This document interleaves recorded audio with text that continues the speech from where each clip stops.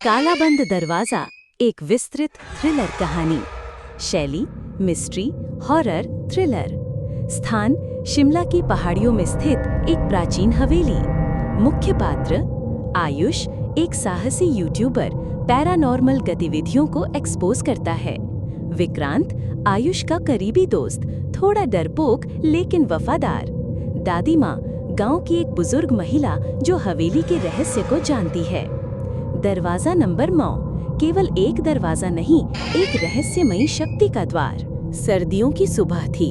शिमला की पहाड़ियों पर हल्की बर्फ गिर रही थी और ठंडी हवा खिड़कियों के शीशों पर सांस जैसी धुंध छोड़ रही थी। आयुष अपने कमरे में बैठा अपने नए वीडियो के कमेंट्स पढ़ रहा था।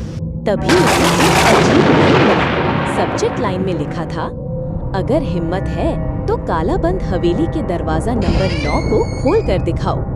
मेल के साथ एक पुरानी ब्लैक एंड व्हाइट तस्वीर भी थी, एक वीरान हवेली की जिसमें लोहे का एक दरवाजा झलक रहा था। नीचे सिर्फ एक लाइन थी, जो एक बार खुलता है वो हमेशा के लिए खुला रह जाता है। आयुष को मजा आ गया। ये एक और मौका था अपने चैनल के लिए वायरल कंटेंट बनाने का। उसने तुरंत अपने पुराने दोस्त विक्रांत को कॉल किया। भाई, एक काम है, थोड़ा डरावना है पर धमाकेदार वीडियो बन सकता है। विक्रांत ने पहले तो मना किया, लेकिन फिर दोस्ती के नाम पर मान गया। 2 दिन बाद दोनों शिमला की तरफ निकल पड़े, कैमरा, लाइट, बैकअप बैटरी और ढेर सारी हिम्मत के साथ। गांव वालों से पूछताछ के बाद उन्हें जंगलों के बीच एक सुनसान रास्ता मिला जो एक ऊंचाई पर स्थित हवेली तक जाता था। हवेली के नाम से ही गांव वाले डरते थे। एक बुजुर्ग महिला ने पास बुलाकर धीरे से कहा, बेटा, उस हवेली में जाना मत, वहाँ कभी दरवाजा खुलता नहीं था। अब जो खुला तो कोई लौटा भी नहीं। आयुष मुस्कुराया और बोला, दादी, हम रिकॉर्डिंग करेंगे, बस डरने की कोई बात नहीं। दादी माँ ने जवाब दिया, डरना नहीं, संभलना जरूरी है। हवेली के अंदर वक्त भी वैसा नहीं चलता जैसा बाहर। उनकी बात पर दोनों हंसे और आगे बढ़ गए। हवेली सामने थी, बड़ा सा गेट, टूटी खिड़कियां, दीवारों पर सूखी बेलें और एक भयानक सन्नाटा। बर्फ की हल्की चादर जमीन पर बिछी थी। हवेली की दीवारें अब भी उस जमाने की शान और उस पर छाई वीरानी दोनों को बयान कर रही थीं।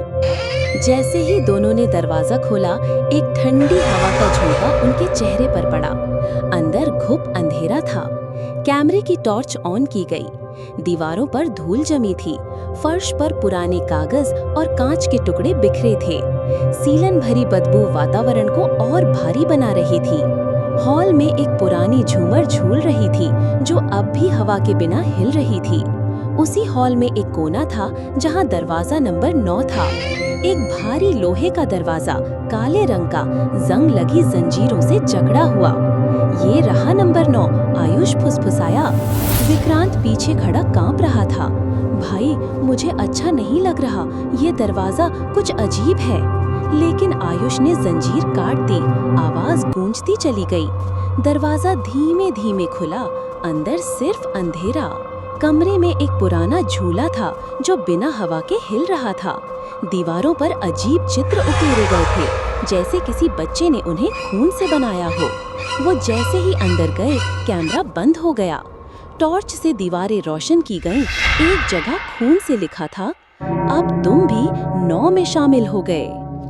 विक्रांत डर के मारे दीवार से चिपक गया। तभी पीछे से दरवाजा खुद ब खुद बंद हो गया। आयुष ने तुरंत कैमरा ऑन करने की कोशिश की, लेकिन हर डिवाइस फेल। यहाँ वक्त रुक गया है विक्रांत, कुछ गड़बड़ है। जैसे ही उन्होंने मुड़कर देखा, वहाँ एक परछाई थी झूले के पास। आंखें चमक रही थीं, चेहरा धुंधला, लेकिन वो इंसान नहीं था। अब ये कोई एडवेंचर नहीं था, ये जाल था। हवेली ने उन्हें निगल लिया था। घंटों बीत गए, लेकिन वहाँ से बाहर निकलने का रास्ता नहीं मिला। हर बार जब वे दरवाजा खोलते, बाहर का दृश्य बदल जाता। कभी सुबह, कभी रात, कभी जला हुआ कमरा, कभी रोते हुए बच्चों की आवाजें। आयुष और विक्रांत दोनों की मानसिक स्थिति डगमगाने लगी। एक रात आयुष को सपना आया। उसने देखा कि हवेली में कभी एक बच्चा रहता था जिसे दरवाजा नंबर 9 में कैद कर दिया गया था और वो अब आत्मा बन गया है। उसे हर 9 साल में 2 आत्माएं चाहिए होती थीं ताकि वो बाहर आ सके। आयुष को याद आया कि दादी माँ ने कहा था कि वक्त वैसा नहीं चलता। शायद उनके पास ही इस रहस्य की कुंजी है। कैसे भी करके उन्होंने एक पुराना बक्सा खोला जिसमें 1899 की डायरी थी। उसमें लिखा था, जो अंदर गया उसका नाम दरवाजे में गूंजने लगा और हर बार एक दरवाजा और बनता गया। ये दरवाजा एक अभिशाप है, समय का, मृत्यु का और आत्मा का।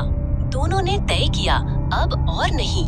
उन्होंने एक अंतिम प्रयास किया दरवाजा खोलने का और जब खोला तो वही गांव का दृश्य दिखा। लेकिन एक चीज अलग थी, सूरज नहीं था, समय रुका हुआ था। कैमरा जो अब तक बंद था खुद ब खुद ऑन हो गया और रिकॉर्डिंग शुरू हो गई। आखिरी फ्रेम था, विक्रांत दरवाजे की तरफ देख रहा था और आयुष कैमरे में। अगर ये रिकॉर्डिंग बाहर जाए तो जान लो, काला बंद दरवाजा कभी बंद नहीं होता, वो बस अगली आत्मा का इंतजार करता है। क्या हुआ उन दोनों के साथ? क्या वो बाहर निकल पाए या दरवाजा नंबर 9 उनकी आखिरी रिकॉर्डिंग बन गया? अगली सुबह गांव वालों को सिर्फ उनका कैमरा मिला जिसमें आखिरी फ्रेम में वही झूला झूल रहा था और एक धुंधली सी परछाई कैमरे की ओर देख रही थी। अगला भाग देखने के लिए ड्रामाडोज फैक्ट्री चैनल को सब्सक्राइब करें और बेल आइकन दबाएं।